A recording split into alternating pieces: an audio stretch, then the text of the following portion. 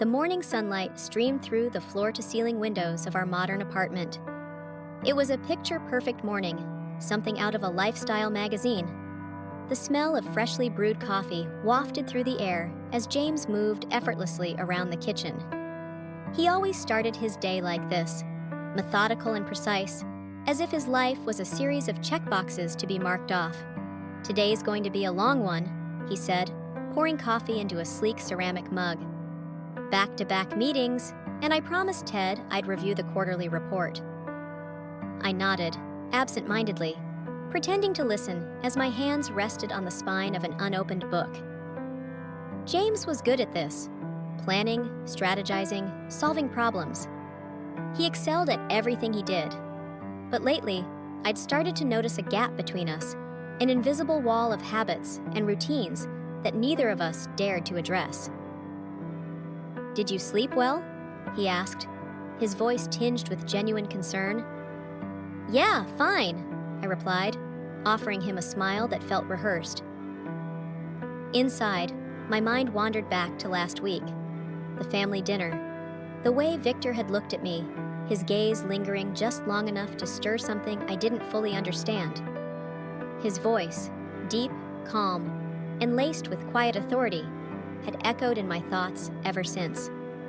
Later that afternoon, I decided to go to the gym.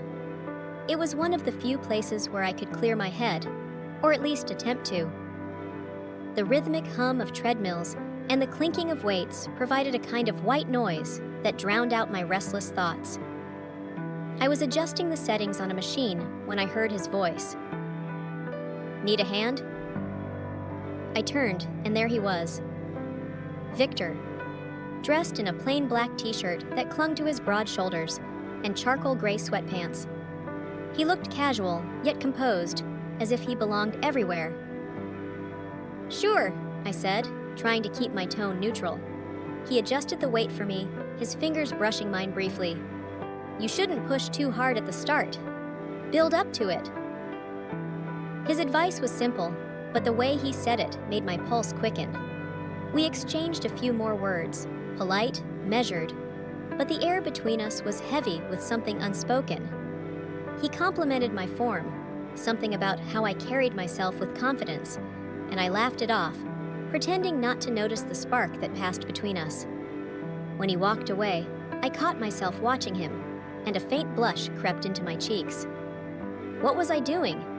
The drive home was a blur of half-formed thoughts. The cityscape zipped past my window, a kaleidoscope of motion and color.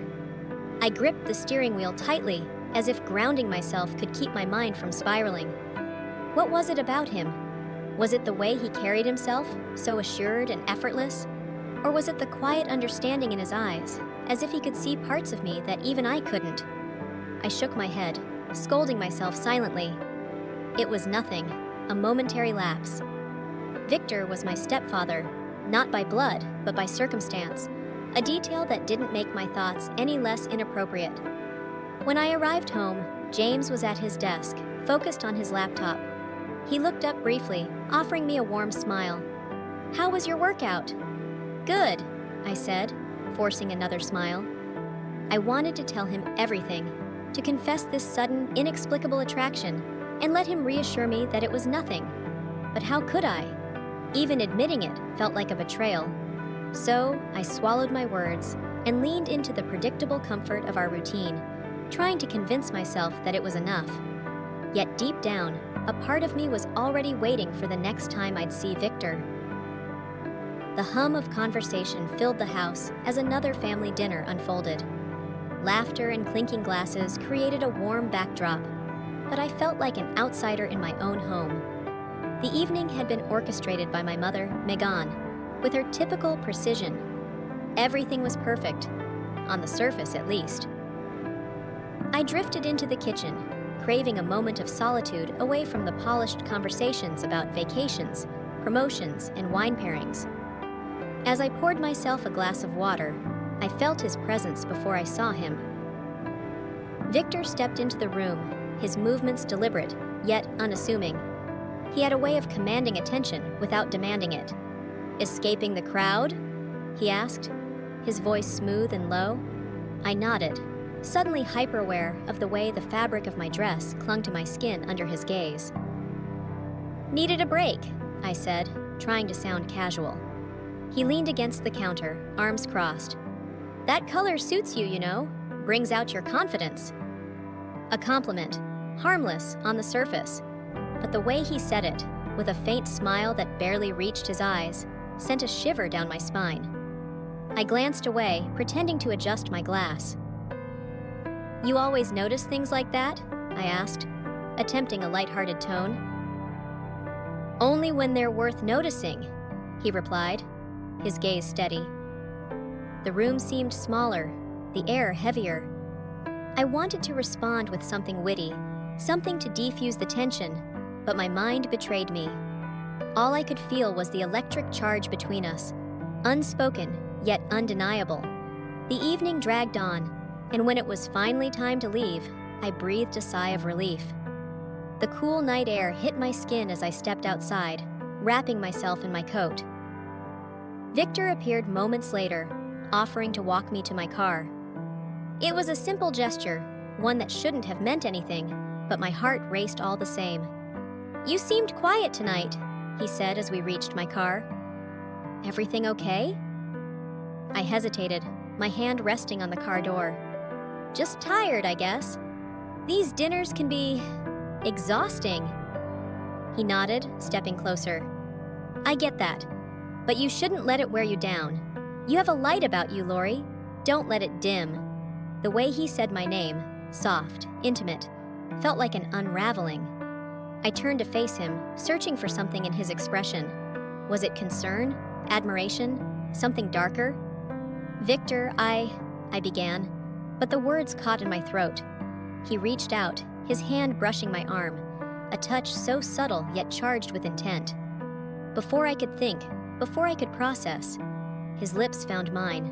It was brief, a whisper of a kiss, but it ignited something in me I couldn't contain.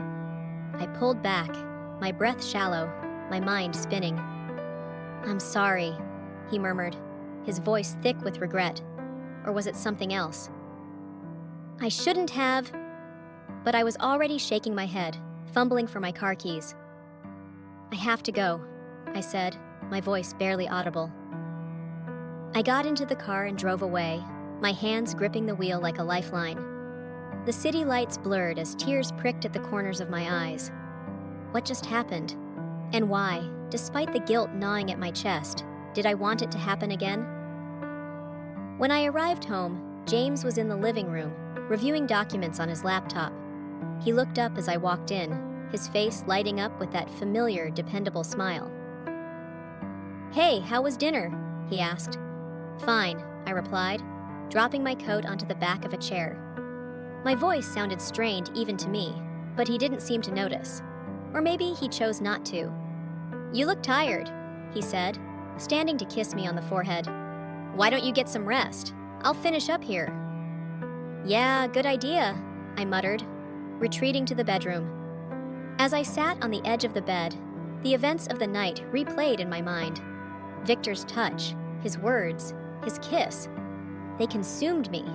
I felt like I was standing on the edge of a precipice, unsure whether to step back or let myself fall. "Why?" I whispered to the empty room. "Why him? Why now?" I didn't have an answer. All I knew was that everything had changed in an instant, and there was no going back. Sitting at my kitchen table the next morning, I stared at my phone. The house was quiet, save for the occasional rustle of papers from James in the study.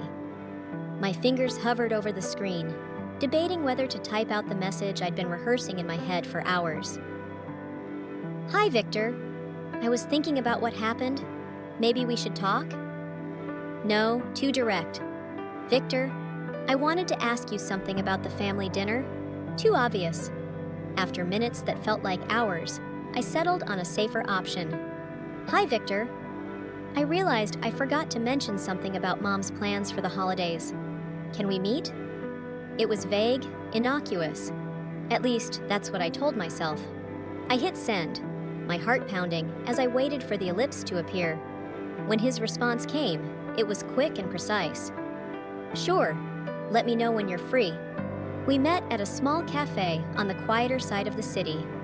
It was a place I chose intentionally, far from familiar faces.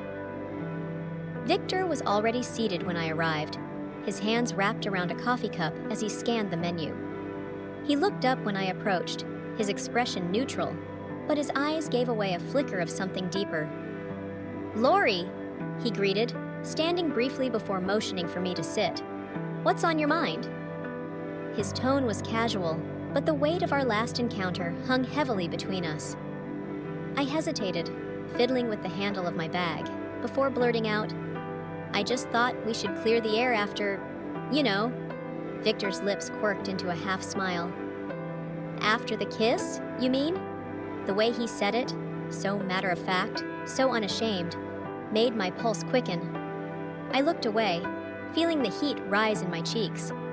"It was a mistake," I said, though the words felt hollow even as I said them. "Was it?" he asked, leaning forward slightly. His voice was low, steady, drawing me in despite my better judgment. "It has to be," I replied, more to convince myself than him. "You're my stepfather," he finished for me. "By title, yes.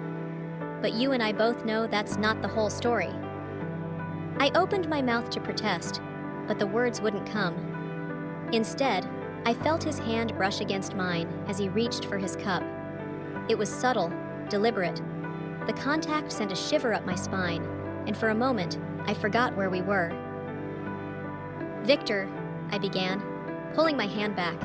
"This can't happen. It's wrong." "And yet, here we are," he said simply. The silence that followed was thick with tension. I stood abruptly, needing to escape before I said or did something I couldn't take back. "I should go," I said, grabbing my bag. "Lori," Victor called after me, his voice softer now. "You can keep pretending, or you can admit the truth, to yourself at least." I didn't look back as I walked out, but his words followed me all the way home. At home, James was waiting with a bottle of wine and a hopeful smile. "I thought we could have a quiet night together," he said, gesturing toward the neatly set dining table. I forced a smile, nodding as I hung up my coat. "That sounds nice." But as the evening wore on, I found it harder to focus. James talked about his day, about a new client at work, about his plans for the weekend. I responded when prompted, but my mind was elsewhere, back in the cafe, replaying every word, every glance, every fleeting touch. "You're quiet tonight," James observed, reaching across the table to take my hand. His touch was warm, familiar, but it lacked the spark I couldn't stop craving. "Just tired," I lied, pulling my hand away to refill my glass. He didn't press, but I could see the concern in his eyes. Later, when he leaned in to kiss me goodnight, I turned my face slightly, letting his lips brush my cheek instead. He hesitated, pulling back to study me. "Everything okay?" he asked. "Of course," I replied quickly. "I've just had a lot on my mind." He nodded, though his expression remained uncertain. As he turned off the lights and climbed into bed, I stayed behind, staring at my reflection in the darkened window. What was wrong with me? James was everything I should want. Kind, stable, devoted. But as much as I hated myself for it, I couldn't stop comparing him to Victor. His certainty felt stifling, where Victor's unpredictability felt exhilarating.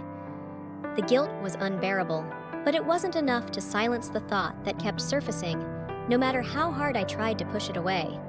I wanted more. The bustling restaurant hummed with energy as waiters darted between tables and conversations overlapped in a symphony of city life. I sat across from Emma, swirling my glass of water absently as she launched into another story about her latest misadventure at work. Her voice, normally full of sarcasm and wit, barely registered with me. "Are you even listening?" she asked, narrowing her eyes. "Of course," I lied, offering a weak smile. "Something about your boss being a dictator again?" She sighed, shaking her head. "You're off in your own world lately. What's going on, Lori? Trouble in paradise?" I hesitated, fiddling with the edge of the napkin. "No, everything's fine, just work stress, I guess." Emmy didn't buy it, but she let it slide, moving on to her next topic. I nodded along, forcing responses when necessary, but my attention was elsewhere. Or rather, on someone else. I saw him before he saw me. Victor, seated alone at the bar, his posture relaxed as he scanned the menu. He was dressed in a dark blazer over a crisp white shirt, effortlessly commanding attention. My pulse quickened, and I immediately looked away, hoping he wouldn't notice me. "Earth to Lori," Emmy said, waving a hand in front of my face. "You're seriously out of it." "I'm fine," I insisted, but the sudden dryness in my throat betrayed me. When Emmy finally got up to take a phone call, I considered bolting. But before I could gather my things, Victor appeared at my table, a casual smile playing on his lips. "Small world," he said, pulling out the chair Emmy had just vacated. "Mind if I join you?" "Victor," I said, my voice barely above a whisper, "what are you doing here?" "Having lunch, same as you," he replied, leaning back in the chair as if we were old friends catching up. "Your friend won't mind, will she?" I glanced toward the entrance, where Emmy was still animatedly gesturing into her phone. "She won't be long," I said, my tone sharper than intended. Victor raised an eyebrow, a hint of amusement in his expression. "Relax, Lori, I'm not here to cause trouble." We fell into a conversation that was both maddeningly casual and loaded with subtext. He asked about my work, my hobbies, even about James. Each question felt like a test, his tone light but his eyes piercing. I tried to keep my answers neutral, but the tension was palpable. "You always seem so composed," he remarked, his voice dropping slightly, "but I can't help wondering what's going on beneath the surface." Before I could respond, Em returned, shooting Victor a curious look. "Friend of yours?" she asked. "Family," I said quickly, the word feeling foreign on my tongue. "Victor, this is Emma." They exchanged polite nods, but the energy at the table had shifted. Emma's presence was a buffer, keeping our conversation safely superficial until she excused herself again, this time to pay the bill.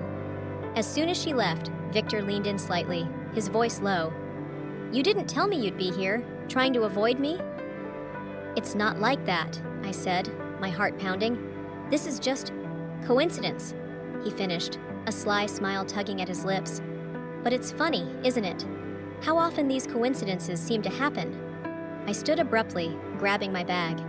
"I should go." Victor rose with me, his expression unreadable. "Let me walk you out." The cold air outside was a stark contrast to the warmth of the restaurant, biting at my skin as Victor fell into step beside me. When we reached my car, I turned to face him, ready to say goodbye, but the words caught in my throat. His gaze held mine, steady and unyielding, and before I could stop myself, I whispered, "This has to stop." "Does it?" he asked, his voice barely audible. I opened my mouth to argue, but he stepped closer, his hand brushing my arm in a way that sent a jolt through me. The space between us disappeared, and then his lips were on mine. This time, there was no hesitation, no restraint. His hands found my waist, pulling me closer as the kiss deepened, igniting something I couldn't control. When we finally pulled apart, I was breathless, my mind spinning. Victor's expression was a mix of desire and something darker, something I couldn't name. "This is wrong," I said, my voice shaky. "We can't." "But we are," he interrupted, "and pretending otherwise won't change it." I turned and got into my car, gripping the steering wheel as I tried to steady my breathing. My reflection in the rearview mirror was a stranger's face, flushed, disheveled, and utterly confused. When I got home, James was waiting, a small gift box in hand. "I thought I'd surprise you," he said, his smile warm and genuine.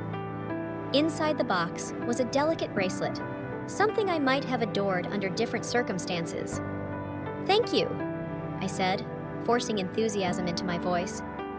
He pulled me into a hug, but instead of comfort, I felt a wave of guilt crash over me. As he held me, his warmth only highlighted the emptiness inside me, a void I knew Victor could fill. That night, as James slept soundly beside me, I stared at the ceiling, replaying every moment of the kiss. I was losing myself, and the worst part was, I didn't want to stop. Victor's invitation came unexpectedly, though I'd been half expecting it ever since our kiss outside the restaurant. His message was as carefully worded as ever. "Let's talk. It's about your mother's plans for the holidays. My place tomorrow evening." It was practical, impersonal, on the surface. But I knew better. This wasn't about family logistics, and we both knew it. Despite the alarm bells ringing in my head, I found myself agreeing. His apartment was everything I expected. Sleek, modern, and impeccably arranged. The kind of place that reflected his character, controlled, composed, but with subtle touches of warmth. A framed photo of him and my mother on a vacation they'd taken hung on the wall, a glaring reminder of how wrong this was. "Drink?" he asked, already pouring a glass of wine. "Just water," I said, my voice quieter than I intended. He raised an eyebrow but didn't comment, handing me a glass and gesturing toward the couch. I sat on the edge, my body tense, clutching the glass as if it were an anchor. "So," I began, searching for something to say. "You mentioned holiday plans?" Victor leaned against the back of the chair across from me, his posture relaxed, but his eyes intent. "Do we really need to pretend that's why you're here?" The question hung in the air, heavy and inescapable. I opened my mouth to protest, but the words wouldn't come. He leaned forward, resting his elbows on his knees, his gaze never leaving mine. "Lori," he said softly, his voice both gentle and commanding. "Why are you really here?" "I don't know," I admitted, the words tumbling out before I could stop them. "I don't know what I'm doing, or why Because it feels real," he interrupted, his tone steady but not unkind. "Because for once you're not following the script." His words struck a chord I didn't want to acknowledge. He was right. For all the guilt and confusion swirling inside me, there was also a spark of something undeniable, something that had been missing from my life for far too long. "I can't do this," I whispered, shaking my head. Victor stood and crossed the room, stopping just short of where I sat. He didn't touch me, not yet, but his presence was overwhelming. "Then tell me to stop," he said simply. I looked up at him, my heart pounding so loudly I was sure he could hear it. He reached out, his hand brushing against my cheek, and for a moment, time seemed to stand still. His touch was light, almost hesitant, but it set my entire body alight. "You should go," he murmured, though his hand didn't move. "Do you want me to?" I asked, my voice trembling. "No," he admitted, his thumb grazing my jawline. "But I will if that's what you want." I couldn't answer. Instead, I leaned into his touch, my breath hitching as his hand slid to the back of my neck. The tension that had been building for weeks finally snapped as his lips found mine. This kiss was different. It wasn't rushed or fleeting. It was deliberate, consuming, and it left no room for doubt. His hands moved to my waist, pulling me closer as the world outside his apartment disappeared. For the first time in what felt like forever, I felt seen, desired, alive. When we finally pulled apart, I couldn't bring myself to look at him. The weight of what had just happened pressed down on me like a vice. The drive home was a blur. My hands gripped the steering wheel, my knuckles white, as I tried to process everything. The guilt was immediate and suffocating, but it was accompanied by something far more dangerous, a sense of longing. When I walked through the door, James was in the kitchen, humming to himself as he prepared dinner. He turned and smiled when he saw me, his face lighting up with that familiar, dependable warmth. "Hey," he said, crossing the room to kiss me on the forehead. "You're home early. How was your day?" "Fine," I replied automatically, avoiding his eyes as I slipped off my coat. "You've been working so hard lately," he said, his voice full of concern. We should plan a getaway, just the two of us. What do you think? That sounds nice, I said, my voice barely above a whisper. But even as I said the words, I felt a chasm growing between us. His kindness, his stability, they should have been enough. They always had been before, but now they only served to highlight the chaos inside me. That night, as James slept beside me, I lay awake, staring at the ceiling. My thoughts were a whirlwind of regret and desire, shame and exhilaration. I'd crossed a line I could never uncross. And the worst part? I wasn't sure I wanted to.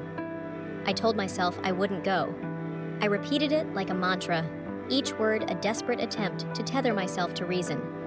But when his message came, simple, unassuming, "Tonight, 8 p.m. I need to see you," I knew I wouldn't resist. By the time I arrived at his apartment, my resolve had crumbled entirely. The hallway felt endless as I approached his door, my heels clicking against the polished floor. When Victor opened it, his expression was unreadable, but his eyes betrayed something raw, something that mirrored the storm inside me. "You came," he said, stepping aside to let me in. I nodded, unable to form words. The apartment was dimly lit, the atmosphere intimate but not staged. He hadn't prepared for this. It wasn't a seduction, it was something far more dangerous. We sat across from each other on the couch, the silence stretching like a taut wire. He handed me a glass of wine, but I barely touched it. My fingers fidgeted with the stem, a nervous energy buzzing through me. "You don't have to stay," he said finally, his voice quiet but firm. "If you want to leave, I won't stop you." "Do you want me to leave?" I asked, my voice trembling. He didn't answer immediately. Instead, he leaned forward, resting his elbows on his knees. "I want a lot of things I shouldn't," he said, his gaze locking onto mine. "But wanting doesn't make it right." I set the glass down and leaned back, my chest rising and falling with uneven breaths. "Then why did you ask me to come?" "Because I'm weak," he admitted, his tone laced with self-loathing. "And because I know you're feeling the same thing I am."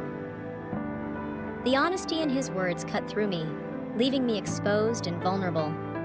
I felt tears sting my eyes, but I refused to let them fall. Instead, I moved toward him, the distance between us dissolving in an instant. "Victor," I whispered, my voice breaking. He reached for me, his hand cradling my face as if I might shatter. The kiss that followed wasn't hesitant or measured. It was a culmination, a surrender. His lips were warm, insistent, and I gave in completely, letting the world outside his apartment fade into nothingness. I didn't know how much time had passed when we finally pulled away. My body was pressed against his, the rhythm of our breaths the only sound in the room. He ran his fingers through my hair, his touch tender yet tinged with something I couldn't quite name, regret perhaps. "You shouldn't have come," he murmured, his lips brushing my forehead. "Neither should you have asked," I countered, my voice barely audible. Victor sighed, pulling me closer. "I can't keep doing this, Lori. It's not just you, it's me. I don't know where this ends, but I know it's nowhere good." For a moment, I let myself believe him. I let myself imagine walking away, returning to the life I'd built with James, and pretending this never happened. But the thought felt hollow, a lie I couldn't live with. "Do you regret it?" I asked, my voice trembling. He didn't answer right away. Instead, he cupped my face in his hands and kissed me again, slower this time, as if trying to memorize every detail. When he finally pulled back, his eyes were dark with an emotion I couldn't place. "No," he said, his voice steady, "but that's what scares me." The drive home was suffocating. The weight of what we'd done pressed down on me, each mile feeling like an eternity. I replayed the night over and over in my mind, torn between the ecstasy of being with him and the crushing guilt that followed. When I walked through the door, the house was dark. James had left a note on the counter. "Worked late. Went to bed early. Love you."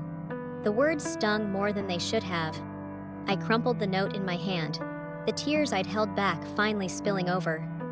I felt fractured, caught between two lives, two versions of myself. I climbed into bed, careful not to wake James. He stirred slightly, his hand brushing against mine in his sleep. The gesture was so small, so innocent, and it broke something in me. I stared at the ceiling, my mind racing. I told myself this had to stop, that I couldn't keep living like this. But as much as I wanted to believe it, a deeper, darker part of me knew the truth. I wasn't ready to let go. The subtle cracks in my carefully constructed facade began to show, and James, ever observant, was the first to notice. It started with small things. The way I avoided his touch, how I seemed distracted during our conversations, my newfound habit of keeping my phone close, even in the privacy of our home. "You're distant lately," he said one evening as we sat in the living room. He closed his laptop and turned to me, his brow furrowed. "Is everything okay?" I forced a smile, feigning nonchalance. "Of course, just a lot on my mind. Work's been stressful." He nodded slowly, but I could see the doubt in his eyes. James wasn't one to pry, but his silence was more unsettling than any confrontation. It was the kind of quiet that felt like the calm before a storm. Victor and I continued to communicate, our messages filled with coded words and implied meanings. It was a dangerous game, one I should have stopped playing, but the thrill of his words, the connection I felt every time my phone buzzed, was too intoxicating to give up. One afternoon, while juggling texts with Victor and work emails, I forgot a crucial rule. Always delete everything. A single notification slipped through, a fragment of our secret conversation displayed on the lock screen for just a moment too long. James saw it. The message was simple. "Tonight?" Usual spot. It could have meant anything, but the look on James's face as he handed me my phone said he thought otherwise. "You got a text," he said, his voice calm but cold. "Thanks," I replied, trying to keep my tone neutral. Our eyes met, and for a split second, I thought he might confront me. But he didn't.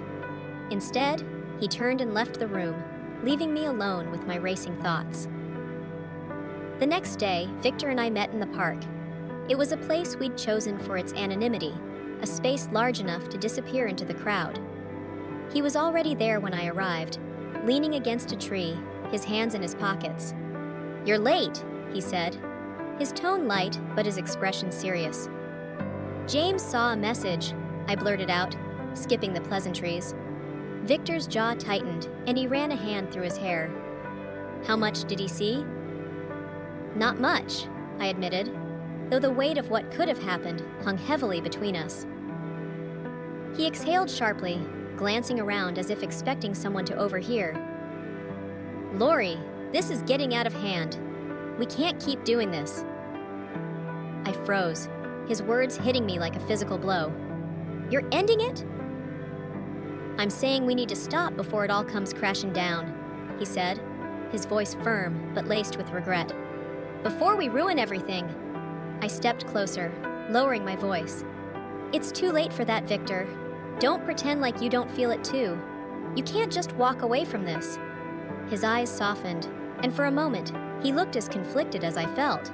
"You don't understand what's at stake here," he said, shaking his head. "For both of us." "I understand perfectly," I shot back, "but I'm not ready to let this go. Are you?" He didn't answer. Instead, he reached for my hand, his touch hesitant but grounding. "You make it hard to say no," he admitted, his voice barely above a whisper. I squeezed his hand, my heart pounding. "Then don't." The silence between us was thick with unspoken fears and desires, but neither of us moved. For all his words about stopping, I knew he wasn't ready to end it any more than I was. When I returned home, James was waiting. He sat at the kitchen table, his expression unreadable. My stomach twisted as I walked in, but he said nothing, only offering me a tight smile before disappearing into his study. The shadows between us grew darker, and though he didn't voice his suspicions, I knew it was only a matter of time before the truth came to light. The corporate gala was held in one of the city's most prestigious venues. a sprawling hall with vaulted ceilings and glistening chandeliers. James, ever the composed professional, looked every bit the part in his tailored suit. He smiled and exchanged pleasantries with colleagues, his charm as effortless as always. I stayed close to his side, playing the role of the supportive wife, but my mind was elsewhere. Victor was here. I spotted him across the room, his presence commanding even in the crowd. He stood near the bar, engaging in light conversation with a group of executives. Our eyes met briefly, and my breath caught. He didn't smile, didn't nod, just a fleeting glance that said everything and nothing. "Isn't that Victor?" James asked casually, his tone betraying none of the tension I felt. "Yes," I replied, keeping my voice steady. "I didn't know he'd be here." James studied me for a moment, his expression unreadable. "He does some consulting for the company. I invited him myself." The revelation hit me like a tidal wave, but I forced a neutral expression. "That's nice," I said, taking a sip of champagne to steady my nerves. The evening wore on, each moment feeling like a carefully orchestrated performance. Victor and I avoided direct interaction, but the tension between us was palpable. Every accidental glance, every fleeting moment of proximity felt like a live wire, threatening to spark. James, ever observant, seemed unusually attentive. His gaze lingered on me a little too long, his smile a little too tight. At one point, I caught him watching as Victor and I exchanged polite nods across the room. His eyes narrowed, but he said nothing. "Are you feeling okay?" James asked later, his hand resting lightly on my back. "Just tired," I replied, offering him a weak smile. "It's been a long day." He didn't respond, but the weight of his silence was suffocating. Later that night, as we prepared for bed, James noticed the bracelet on my wrist. It was a delicate piece, simple yet elegant, one Victor had given me weeks ago. I'd worn it out of habit, forgetting its significance in the haze of the evening's events.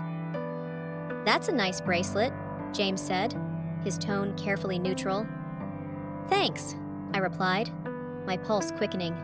"Where did you get it?" "Emmy gave it to me," I lied, the words tumbling out before I could think them through. James raised an eyebrow but said nothing more. He turned away, but I could feel the weight of his suspicion. The next morning, I found him in his study, staring at his laptop. He looked up as I entered, his expression calm but distant.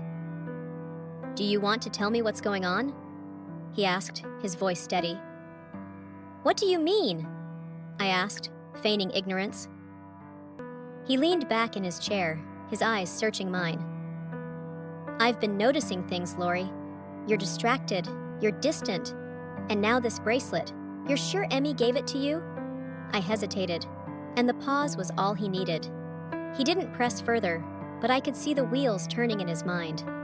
That evening, as I stood in the kitchen preparing dinner, James approached me. He placed his hands on the counter, his posture tense. "I think we need to talk," he said, his voice low. I froze, my heart pounding. "About what?" "About us," he replied, his eyes locked onto mine. "About what's really going on." I opened my mouth to respond, but the words wouldn't come. Instead, I turned away, busied myself with the task at hand, and muttered, "Not tonight, James." "I'm tired." His silence was deafening, and as he left the room, I felt the walls closing in. I knew the confrontation was inevitable, but for now, I'd bought myself a little more time. The cracks in our marriage had grown too large to ignore, and with every passing moment, I felt the fragile balance of my double life slipping away. The question wasn't if James would uncover the truth, it was when. The tension in the house had become unbearable. James's sharp glances and heavy silences spoke louder than any words, and I knew the confrontation was inevitable. One evening, as I cleared the dinner table, he finally broke the silence. "Lori," he began, his voice steady but low. "Are you seeing someone else?" The question, though expected, hit me like a punch to the chest. I turned to him, clutching the edge of the counter. Every instinct screamed at me to deny it, to preserve the fragile illusion we had left. But I couldn't. The weight of my guilt pressed down on me, and the truth slipped out before I could stop it. "Yes," I whispered, barely audible. James didn't move. He didn't yell or lash out.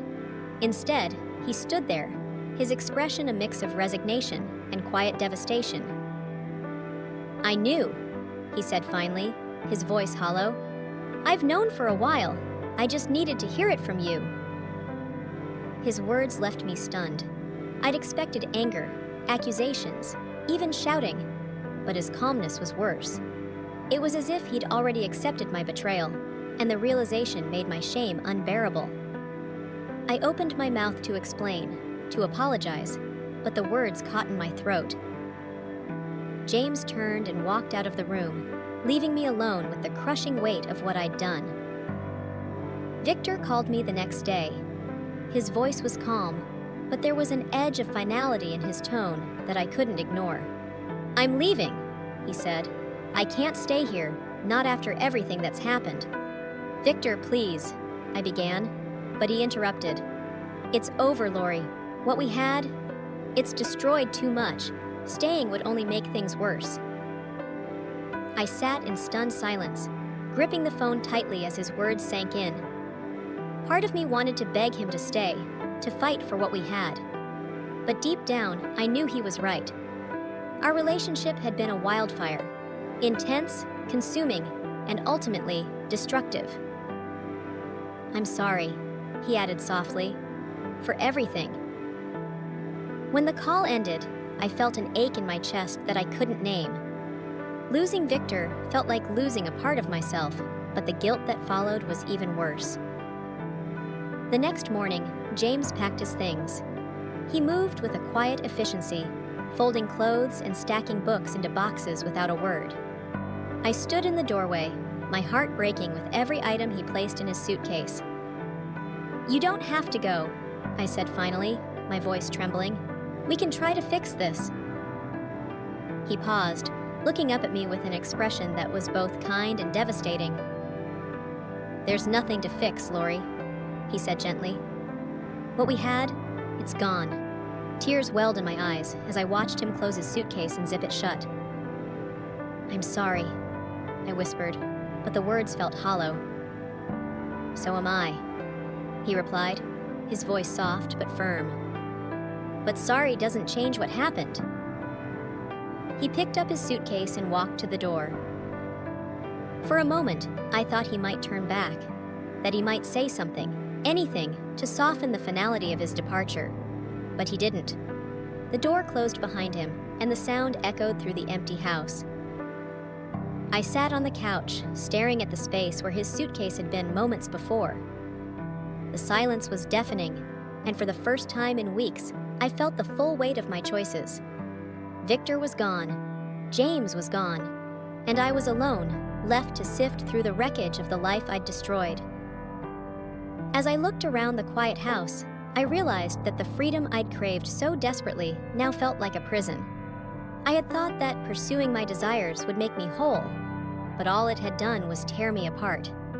The house felt hollow without James. Every creak of the floorboards, every echo of my footsteps seemed to amplify the silence. I wandered from room to room, unable to settle, my mind replaying the events that had led me to this moment. The weight of my choices bore down on me, and for the first time, I truly saw the damage I had caused. Victor was gone. James was gone. I had driven them both away, chasing a fleeting sense of passion, of something more.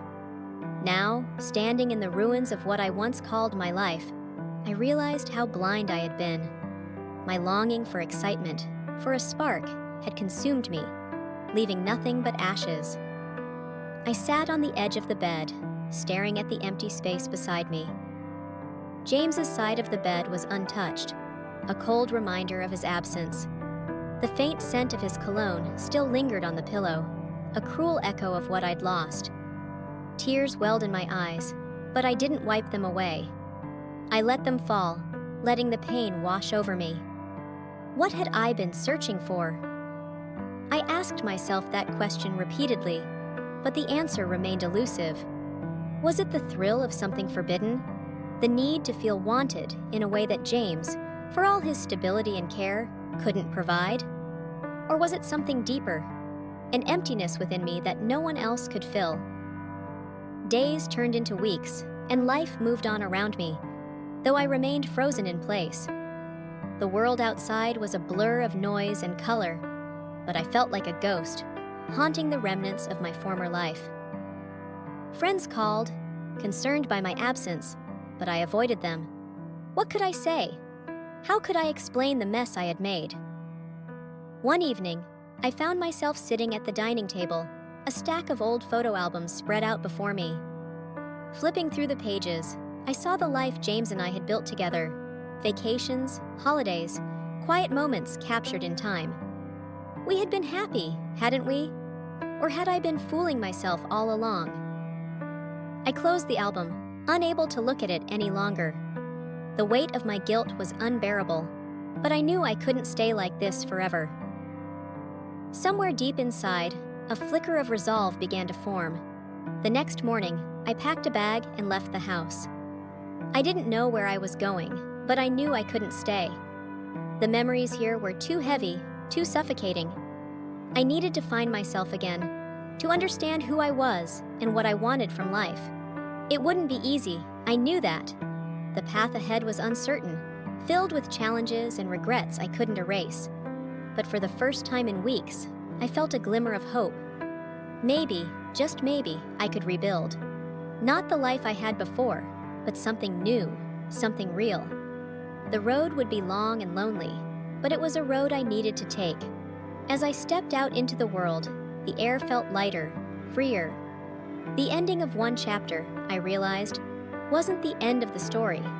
It was just the beginning of another.